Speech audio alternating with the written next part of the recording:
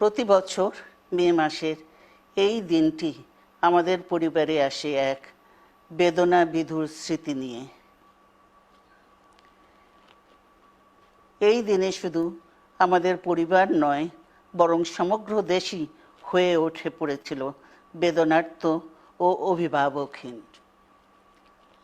আমাদের প্রিয় মাতৃভূমি বাংলাদেশের জন্মের সাথে জড়িয়ে থাকা এক অবিচ্ছেদ্য নাম শহীদ প্রেসিডেন্ট জিয়াউর রহমান, যে চট্টগ্রাম থেকে স্বাধীনতার ঘোষণা করে তিনি এ দেশের সাথে তার নাম অবিচ্ছেদ্য করেছিলেন।